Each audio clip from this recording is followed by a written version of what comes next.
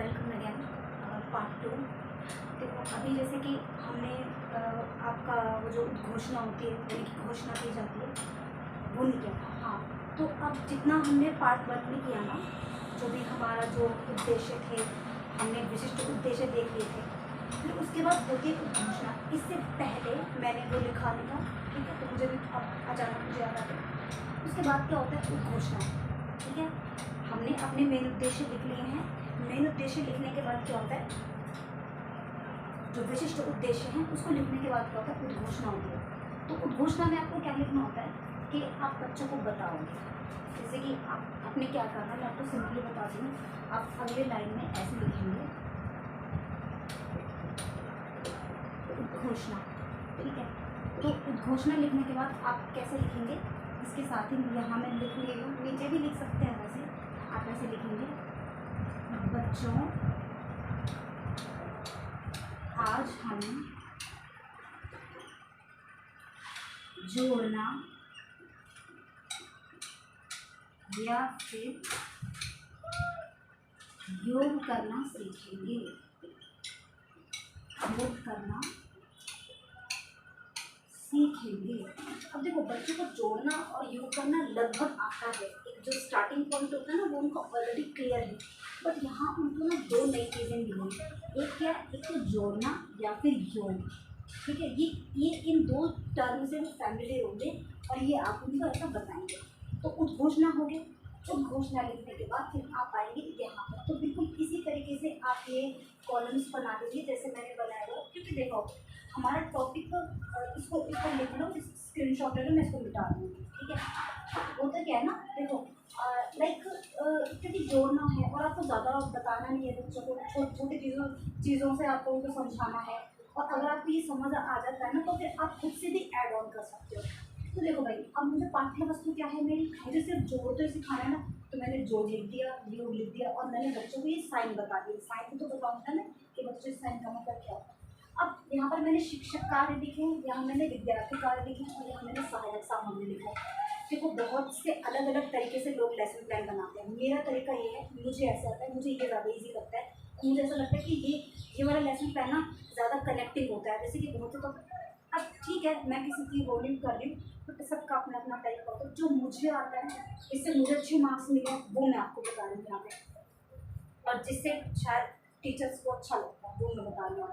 तो देखो अब शिक्षक कार्य क्या है, बच्चों अपने रंगों को गिनो। आप कुछ भी बोल सकते हो बच्चों कि अपनी कॉपी को गिनो, अपनी बुक्स को गिनो, ठीक है। यानी कि आपको उनको कुछ कहना है, आपको शुरुआत करनी। तो मैंने लिख दिया है बच्चों अपने रंगों को गिनो। अब वो अपने रंगों को अब वो अपने बैग से कलर निकालेंगे। अब वो अपने बैग से कलर निकालेंगे, बच्चों अपने रंगों को गिनो। बच्चे ध्यानपूर्वक गिनते हैं। अब यहाँ पर टीचर क्या बोल रहे हैं, सभी लाल और नीले रंग मेरे पास जमा करो। अब पालन किया जाता है। बच्चों ने क्या किया, अपने सारे पेन में से जितने भी उनके पास पेन है तो वो क्या कर रहे हैं, लाल और नीला पेन जाके अपने टीचर को देके आ रहे हैं, ठीक है। फिर एक विद्यार्थी लाल रंग गिनता है, दूसरा विद्यार्थी आकर नीला रंग गिनता है। तो टीचर ने क्या किया, दो बच्चों को बुलाया। तो टीचर ने बोला कि ना भाई तुम लाल रंग गिनो और तुम नीले रंग गिनो, ठीक है। तो विद्यार्थी गिनते हैं, अन्य विद्यार्थी ने गिना। अब अन्य विद्यार्थी आकर श्याम पट्ट पर लाल और नीले रंग की संख्या लिखते हैं। तो भाई एक बच्चे ने लिखा, टीचर ने लिख दिया, या फिर कितना भी बच्चों को आता है इनकी मात्रा का ज्ञान सिखा दे दिया, ठीक है। नहीं भी आता है तो अभी मैथ्स का विषय तो मैथ्स की बात करेंगे। टीचर ने नीला लिख दिया, लाल लिख दिया। तो टीचर ने बोला नीले रंग कितने हैं यहाँ पे भी बताओ। तो भाई बच्चे ने गिने 6 हैं, तो यहाँ पे बच्चे ने 6 लिख दिया। लाल रंग कितने हैं यहाँ पर, तो बच्चे ने लिख दिया 9, ठीक है। अब ये कुल की बात बाद में आएगी, ठीक। फिर क्या है, देखो अन्य विद्यार्थी से उंगलियों पर गिना जाता है। फिर अब दूसरे विद्यार्थी को बुलाया जा रहा है। आप देख रहे हो कि सारे बच्चों को इन्वॉल्वमेंट हुआ है। तो एक अच्छा लेसन प्लान वही होता है, फिर एक अच्छा शिक्षक हम उसी को ही मानते हैं जो पूरे उसमें इन्वॉल्व हो जाते हैं, ठीक है। तो देखो उनकी पूरी क्लास इन्वॉल्व होती है। यहाँ पर बच्चे भी गिनना स्टार्ट किया, नीला दिखा उन्होंने, इनको हम उंगली मान के चल सकते हैं, तो बच्चा जैसे भी स्टार्ट करना है।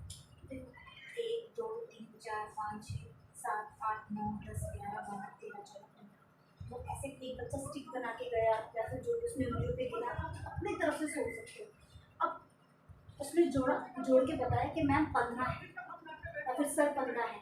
दूसरे बच्चे को बुलाया और कहा कि चलो तुम 15 लिख के देखो, होते ना, मतलब सबकी भागीदारी होनी चाहिए, किसी को ऐसा ना लगे। और ऐसा जब आप करते हो ना, ये जस्ट मैं अपनी एक पॉइंट ऑफ नॉलेज की उससे व्यू से बता दूँ, जब आप ऐसा करते हो ना, एक बच्चे से कभी काम मत कराओ, काम को तोड़ दो, सारे बच्चों को इन्वॉल्व करो। इससे क्या होगा कि सारे बच्चे जागरूक हो जाएंगे, उनको पता लग जाएगा कि मैम किसी को बिठा सकती है, तो बच्चों का टेंशन रहेगा।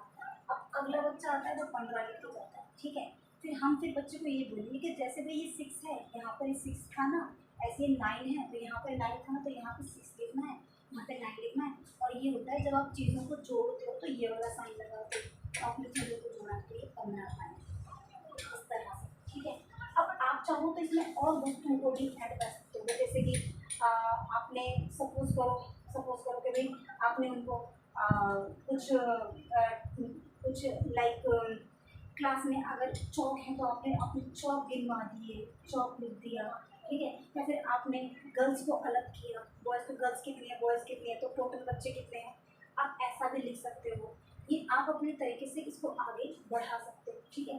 अभी इतना हो गया, इतना करने के बाद फिर क्या होगा, फिर हम होमवर्क देते हैं या फिर हम बच्चों का क्या देखते हैं कि बच्चों को कितना समझ आया है, कितना नहीं आया।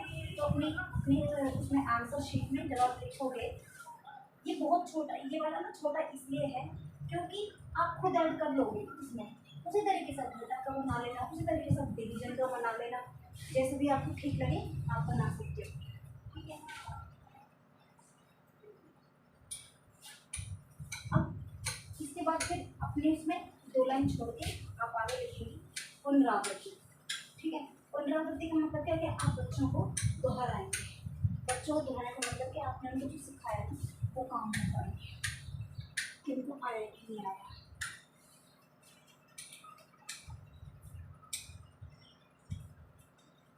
हाँ, तो अगला पॉइंट है पुनरावृत्ति। तो पुनरावृत्ति में आप कैसे लिखेंगे कि आपने इनको पूछा बच्चों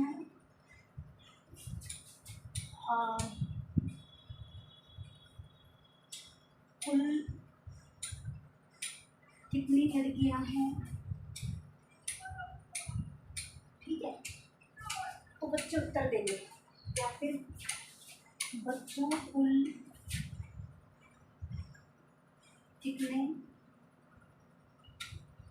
लड़के हैं, बच्चे उसका आंसर देंगे, ठीक है।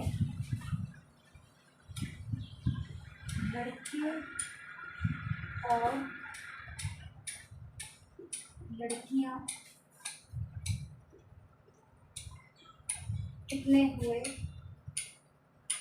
तो बच्चे फिर उसका आंसर देंगे, ठीक है।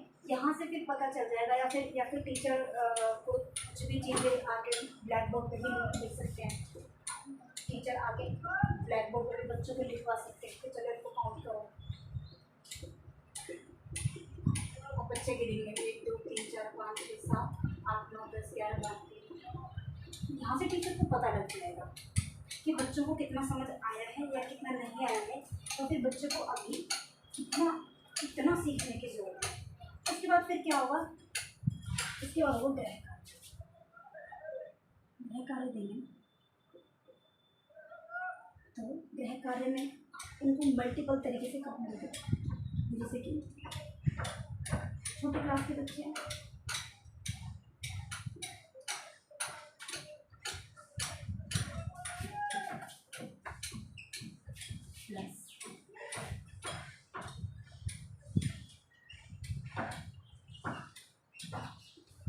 यहाँ पर वहाँ से लिख के लाएंगे, ठीक है। उसके अलावा और क्या है,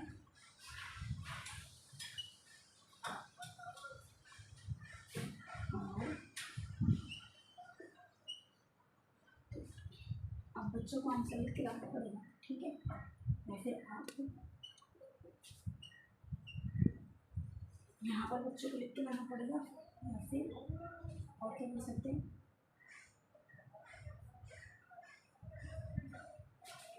इस तरीके से। तो ऐसा करके आपको बच्चों को होमवर्क देना होगा, और लेवल इसका बड़ा हो जाता है आपकी क्लास के अकॉर्डिंग। जैसे 4th 5th का बनाते हैं तब तो ये सब